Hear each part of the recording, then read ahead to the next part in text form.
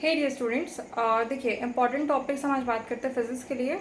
इसमें important topics वो करना इसलिए ज़रूरी है क्योंकि मैक्सिमम बच्चों का केमिस्ट्री कंप्लीट हो रहा है, बायोलॉजी कंप्लीट हो रहा है, इंग्लिश भी कर ले रहे हैं, लेकिन फिजिक्स में मैम क्या करें कुछ भी नहीं पता, क्योंकि मैम हमने साल भर से तो फिजिक्स पढ़ाई नहीं है। तो ये टॉपिक्स उन बच्चों के लिए जिन्होंने साल भर से कुछ भी नहीं पढ़ा है, तो कम से कम इन टॉपिक को कर लो, जिस वजह से कम 15-20 नंबर फिर भी आ जाए। ठीक है, तो मैं कुछ फिजिक्स के टॉपिक्स बताने जा रही हूँ। इतना भी कर लेते हो तो सफिशेंट है। 19-20 नंबर, 18-19 नंबर कहीं नहीं गए। ठीक है, मैं इंपॉर्टेंट टॉपिक्स बता दे रही हूँ, सेम टू सेम आपको मैं अभी बोर्ड में कुछ टॉपिक्स लिख दे रही हूँ, और बाकी सारी जैसे कि वैसे पीडीएफ आपको हिंदी प्लस इंग्लिश दोनों में आपको टेलीग्राम पे मिल जाएगी। अगर आपको पीडीएफ चाहिए तो आप टेलीग्राम पे डायरेक्टली जाके ज्वाइन कर सकते हैं, और वहाँ से आप फिजिक्स की पीडीएफ और इंपॉर्टेंट वेटेज का भी मैंने दे दिया। वेटेज के साथ साथ मैंने आपका दिया है ये इंपॉर्टेंट टॉपिक्स का, तो ये भी आप फिजिक्स का कर सकते हैं। मैं कुछ इंपॉर्टेंट टॉपिक्स बता दे रही हूँ। एक्चुअली बहुत सारे टॉपिक्स है, कम से कम 35 इंपॉर्टेंट टॉपिक्स है। 35 कम से अब आप लोगों के पास टाइम भी ज़्यादा, तो एटलीस्ट इन 35 टॉपिक्स को तो ठीक से कर लो। क्लियर? तो चलो मैं आपको पहले बात करते हैं आपका सिंपल पेंडुलम।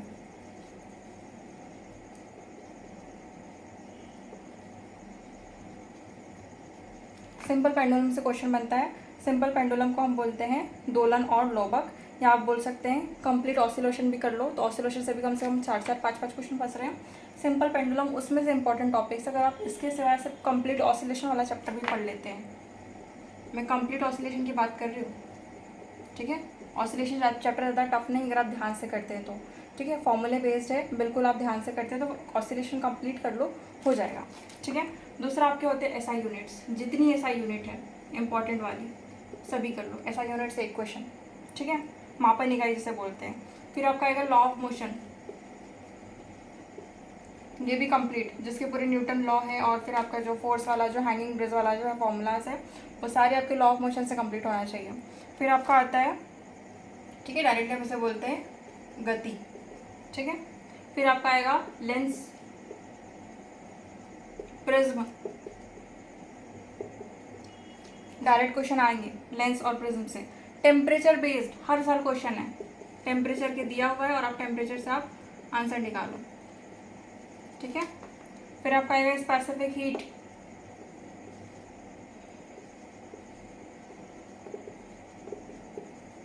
स्पेसिफिक हीट से क्वेश्चन है। फिर आपके आएंगे इलेक्ट्रोमैग्नेटिक फील्ड,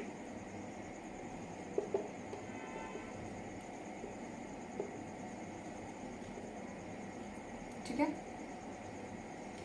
इलेक्ट्रोमैग्नेटिक फील्ड से एक क्वेश्चन। फिर आपका इंपॉर्टेंट है करंट इलेक्ट्रिसिटी। करंट इलेक्ट्रिसिटी छोड़ना मत, पूरा पढ़ लेना, जितना अच्छे से दिया है, जितना ध्यान से कर सकते हो करंट इलेक्ट्रिसिटी को कर लो, वहाँ से क्वेश्चन पक्के हैं। बिल्कुल 4-4, 5-5 क्वेश्चन वहाँ से देख रहे थे, वेटेज बनाते समय मैंने देखा था। करंट इलेक्ट्रिसिटी और ऑसिलेशन सबसे ज़्यादा क्वेश्चन है। कंप्लीट करंट इलेक्ट्रिसिटी पढ़ना, पूरा पूरा, कुछ भी नहीं छोड़ना यहाँ से। ओम्स लॉ, ठीक है, आपका वो जो आपका रॉड वाला जो क्वेश्चन है, यहाँ सारे आपके क्वेश्चन बनेंगे। ठीक है, जो आपके जो कलरिंग वाला जो रॉड है, कलर रॉड वाला, यहाँ से क्वेश्चन करंट इलेक्ट्रिसिटी से बनेंगे। फिर आपका आता है एनर्जी, एनर्जी से डायरेक्ट क्वेश्चन आएंगे। फिर आपका आएगा कैपेसिटर। ठीक है, फिर आपका इंपॉर्टेंट टॉपिक इंपॉर्टेंट आपका हो जाएगा, यहाँ से नंबरिंग कर लेते हैं। ठीक है, सो के ये एंड में कर लो। ठीक है, फिर आपका आ जाएगा सारा वेव्स, वेव से भी कंप्लीट वेव करो। ठीक है, वेव से भी काफ़ी क्वेश्चन मिल रहे हैं, 4-4, 5-5 क्वेश्चन आपके सिर्फ वेव से दिख रहे थे। ठीक है, फिर आपका आ जाएगा फ्रिक्शन, यहीं पर आ जाता है। ठीक है, फ्रिक्शन पूरा पढ़ना है इसमें, लॉ ऑफ मोशन में।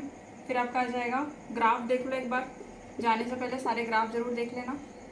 ठीक है, फिर आप देखो पोटेंशियोमीटर क्या होता है। ठीक है, फिर ईएम वेव, हिंदी मीडियम वाले बच्चे परेशान मत होना। ठीक है, इसका सेम टू सेम हिंदी में ट्रांसलेशन पीडीएफ में मैं दी हुई हूँ ऑलरेडी, टेलीग्राम पे जाके चेक कर लेना। ईएम वेव को देखो, ईएम वेव जिसको हम बोलते हैं विद्युत चुंबकीय करंट। ठीक है, हिंदी में थोड़ी सी प्रॉब्लम जाती है, इसलिए मैं इंग्लिश में लिख दे रही हूँ, थोड़ा सा हिंदी में बोलने की कोशिश करती हूँ, बाकी आप जाके टेलीग्राम पे चेक कर लेना डायरेक्टली। फिर भी मैं समझा दे रही हूँ कि कैसे आपको पढ़ना है। ठीक है, ईएम वेव पूरा देखो, YDSE, ठीक है, young slit double slit experiment, वहाँ से क्वेश्चन बन रहे हैं। ठीक है, अद्भुत वैज्ञानिक प्रयोग। फिर आपका आएगा रेजिस्टेंस का फॉर्मूला, रेजिस्टेंस के जितने फॉर्मूले हैं, ठीक है, ध्यान से कर लो उसको। प्रतिरोधक फॉर्मूला, यूनिट डायमेंशन से पक्का 100%। अच्छे से क्वेश्चन करो इसको, बिल्कुल स्कोरिंग चैप्टर है, सीधे डायमेंशन एनालिसिस से क्वेश्चन आएगा। ठीक है, फिर आपका आता है डॉपलर इफेक्ट। डॉपलर इफेक्ट से क्वेश्चन आएगा। फिर आपका आता है ग्रेविटेशन। अच्छा, ग्रेविटेशन में सबसे ज़्यादा इंपॉर्टेंट है आपका ऑर्बिटल वेलोसिटी और एस्केप वेलोसिटी, कम से कम उसको ध्यान से कर लो। ठीक है, ग्रेविटेशन में आपका आएगा ऑर्बिटल वेलोसिटी और एस्केप वेलोसिटी। ठीक है, मतलब गुरुत्वाकर्षण से आपके आएंगे कक्षीय वेग और पलायन वेग। ठीक है, इन दोनों को कंप्लीट करो। फिर आपका आ जाएगा ऑल्टरनेटिंग करंट, छोटा चैप्टर है, पूरा कर लो उसको। ठीक है, जिसको बोलते हैं एसी। फिर आपका आ जाएगा angular momentum conservation, that is कोणीय संवेग। Angular momentum conservation. ठीक है, कोणीय संवेग, यहाँ से फॉर्मूला बेस्ड क्वेश्चन बनेंगे। देखिए ये सारे टॉपिक्स यहाँ से जनरली फॉर्मूला बेस्ड क्वेश्चन बनते हैं। ट्रिकी तो वो देगा, इसमें कोई डाउट नहीं है, लेकिन कुछ टॉपिक्स ऐसे जो फॉर्मूला बेस्ड है, भाई एक्चुअल तो फॉर्मूला बेस्ड आते हैं और कुछ एक दो थ्योरी से पूछेगा वो। तो देखो थ्योरी से यहाँ से क्वेश्चन आएंगे, लॉ ऑफ मोशन से जनरली थ्योरी बनती है यहाँ से। ठीक है, एक दो क्वेश्चन हो सकता है EM वेव से थ्योरी से दे दे, बाकी जनरली आपके फॉर्मूला बेस्ड सीधे सीधे क्वेश्चन आएंगे यहाँ से। फिर आपका आता है काइनेटिक थ्योरी ऑफ गैसेस। ठीक है, केटीजी के पूरे पोस्टुलेट पढ़ लो। पोस्टुलेट से वो हो सकता है एक वो बना दे आपका एग्जाम्पल। ठीक है, एग्जाम्पल से वो आपको थ्योरी बेस्ड आपका दे दे। ठीक है, न्यूमेरिकल ना देके वो दे दे थ्योरी बेस्ड।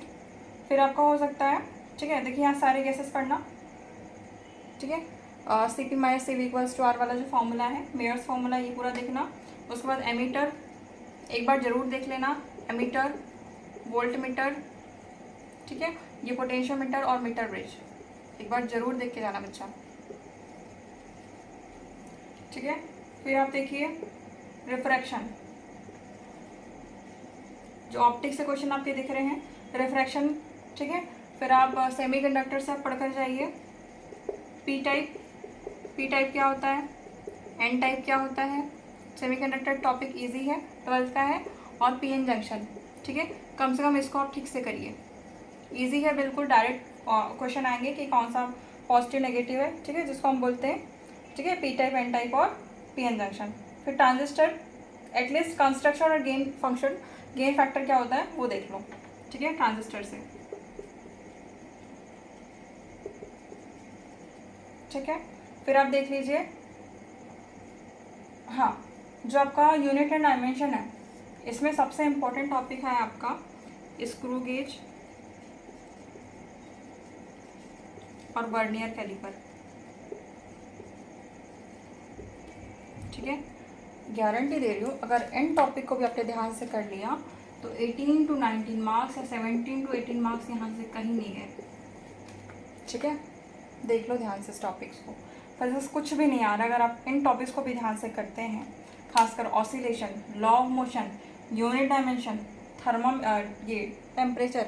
ठीक है, टेम्परेचर बेस्ड, कंप्लीट वेव्स और आपका करंट इलेक्ट्रिसिटी, अगर आप इससे भी ध्यान से करते हैं तो आपका क्वेश्चन कहीं नहीं गया। ठीक है, इन कंसेप्ट को भी आप ठीक से पढ़ के जाते हैं तो काफ़ी इजी रहे आपके लिए। ठीक है, फ्लूइड सॉलिड्स होते कुछ क्वेश्चन नहीं दिख रहे हैं, लेकिन जब यहाँ से जो क्वेश्चन दिख रहे हैं काफ़ी, देखिए एक अब आपको कॉन्स्ट्रिक्ट फॉर्म में मिल गया कि एग्जैक्टली कितना हमें पढ़ना है। नहीं पढ़ पा रहे हो मत पढ़ो, पर कम से कम इतने टॉपिक तो हम पढ़ सकते हैं, इतना पोटेंशियल तो है हमारे अंदर, और एक एस्पिरेंट इतना पढ़ सकता है।